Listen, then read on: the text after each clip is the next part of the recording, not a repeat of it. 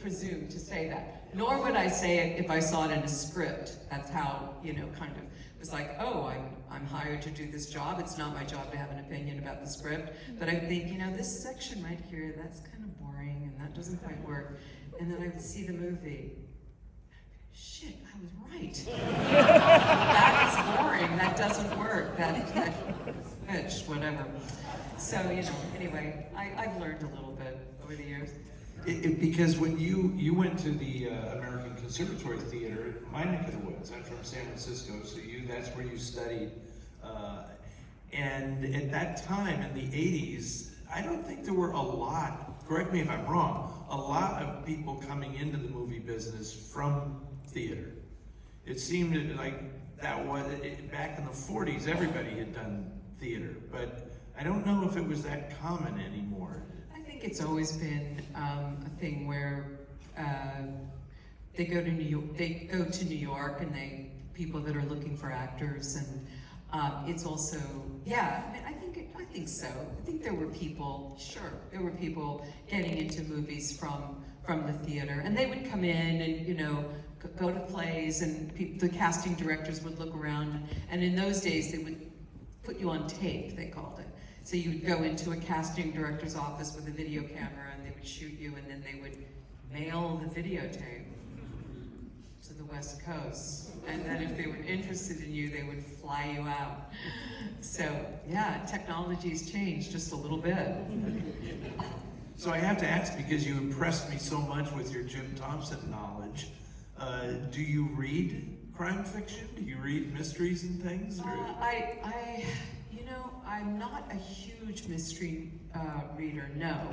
My mother, who is 96 and just moved in with me last year, loves murder mysteries. She loves them. In fact, my dad, as I mentioned, he died just a year and a half ago. He was 97.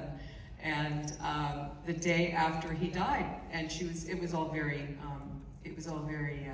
how shall I say, very low drama in my house where they lived, where my dad died. But she was reading one the next day. I noticed that. So no, I don't read a lot of crime fiction. I need to read more, but no, I don't. I'm pretty choosy about contemporary fiction, I have to admit. And so, but I do occasionally. I have one of mine out there in the lobby that I'm going to give to you, to give to your mom. Fabulous. She would love that. I'm trying to always keep her in books. It's hard to keep her in books. She reads so much. Great. I would be honored for you to give your mom this okay. book.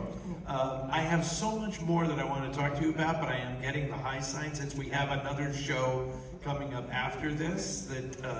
But I have to say, I'm not blowing smoke at you, Annette. Your career has been absolutely phenomenal, and what's coming up? What can we see you in next?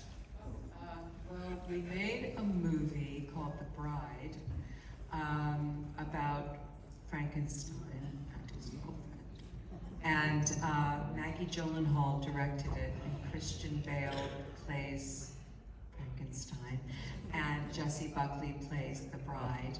And I believe they've just moved the release date to next year. They were going to release it in the end of the year, but they're releasing it in March. So I play the doctor in that. And then right now I'm shooting a limited series called Legend. Wow. Okay. It's a crime story, so about that. Okay. When you need to promote it, you just let me know. If it's a crime story, I'm all over it. Yeah, all in. Do you guys appreciate what a treat this is?